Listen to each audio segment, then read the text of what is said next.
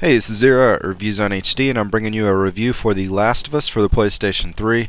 I purposely avoided reading reviews about this game before it released because I didn't want it to cloud my judgment, but it was hard not to notice all the comments and advertisements stating it was the greatest thing since sliced bread. I'm not sure there's much that I can say that hasn't already been said about this game in a review, as it's already received several well-deserved perfect scores from several big review companies. My biggest question going into this one wasn't if the game was going to be good or not, but just how good is it? Was it going to be better than BioShock Infinite, which had my pick for Game of the Year up to this point?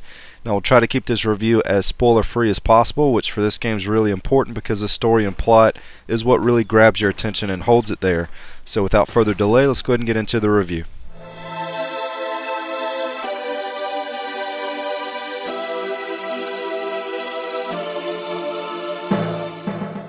When you look at a game like this, it almost makes you wonder what developers have been doing with the hardware capabilities of the PlayStation 3 all these years. This looks like a game that should be running on the PlayStation 4, and the crazy part is I didn't notice any major frame rate issues or technical problems with the graphics. The cutscenes seamlessly transition into the gameplay. In fact, there were a few times that I was watching a cutscene and didn't realize the cutscene had ended and I could again control my character because the game looks that good.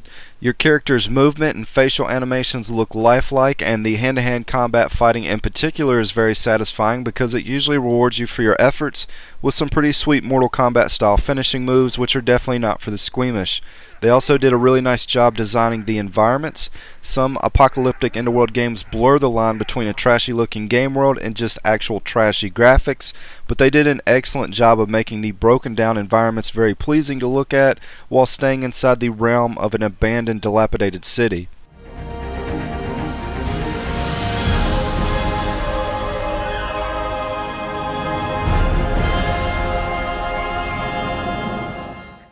The great thing about this title is the difficulty stays on a very even level throughout the entire game. When you do manage to bite the dust, it will typically reload your game pretty close to where you were. At no point did I feel overpowered or safe, and I also never felt like any particular part was too difficult. I did die about 3 times on one tough section that has you hanging upside down, trying to kill an incoming clicker with some very wobbly aiming, but other than that, just about every death that I had was from a very stupid mistake on my part. As far as ammo goes, you're never really given so much that you can just run into most situations guns blazing, but I never once ran completely out of ammo because I made sure to scavenge every area that I went through for supplies.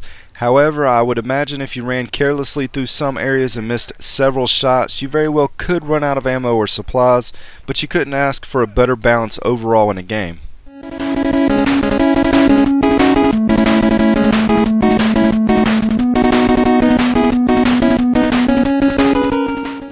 If you were to take some of the best stealth elements from the most recent Hitman Absolution, the gritty storytelling and awesome individual character building from Red Dead Redemption, the spectacular graphics and art style from the Uncharted series, and the suspense factor from the Walking Dead episode-style games, mix it all together and mold it into one awesome game, you would get The Last of Us. One misconception that I had about this title before playing it was that it was going to be just another run-of-the-mill zombie shooter with a good story attached to it, but this couldn't have been further from reality. You spend as much time battling humans as you do with the actual infected zombie-like enemies, and the artificial intelligence for both was astonishing. I can't tell you how many times I got ambushed from behind or watched as the enemy tried to flank around me or attack in succession with an ally. Your path and how you travel through each section is linear, but there is a lot of wiggle room for hidden areas and large open spaces that make backing into a corner in combat rather difficult. There were a lot of times I was pinned down behind some type of cover in the middle of a room or even out in the open, but I was being attacked from every different direction. A good majority of the sections will allow you to sneak through and silently take down enemies, Splinter Cell style, but once you make a mistake and everything hits the fan, you have plenty of options and weapons to hold your own. While the focus of the game may be on its blockbuster story, plot, dialogue, voice acting, and even its soundtrack, the combat stands out as very impressive as well, rivaling any good stealth-based game made in the last 15 years. Give the main character some silenced ballers and you very well could have a better Hitman game than the last actual Hitman title, which just so happens to be one of my favorite PS3 games.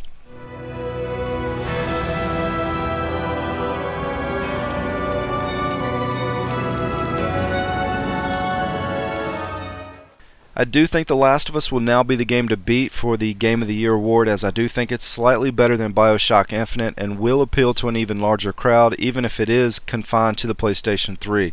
They are two totally different styles of games, but after playing through both and looking past all the hype, I have to give my pick to The Last of Us. It's a must-have game filled with twists and turns that will pull at your heartstrings, but it does have a more casual, slow-building pace to it. It tries very hard to make you care about the characters and the story and the situations they find themselves in, and it succeeds across the board. It's without a doubt the best horror suspense style game I've ever played, and it doesn't resort to silly jump scares or cheaply created scare tactics. I have read on a couple forums that some people have experienced a few glitches while playing, which I didn't run across any issues with this game other than seeing a couple textures pop in a couple different areas. The only negative complaint that I have with this title is with its uninspired trophy list, which if you are a trophy hunter, you might be a little bit annoyed with what all's involved with having to replay through the game several times. It's definitely worth playing through again once or twice, but beyond that I'm not so sure. Long story short, this game's everything that the major reviews say it is, and I would recommend purchasing it as it's a must-have priority regardless of what type of games you typically enjoy playing, unless and only unless you have a problem with the overly graphic, violent content that you're going to find in this game. It does get pretty intense with certain scenes, and the combat itself is also pretty brutal, so if any of that makes you uncomfortable, you may want to steer clear. Anyways, this is Zero at ReviewZoneHD, and thanks for stopping by. Got a gun!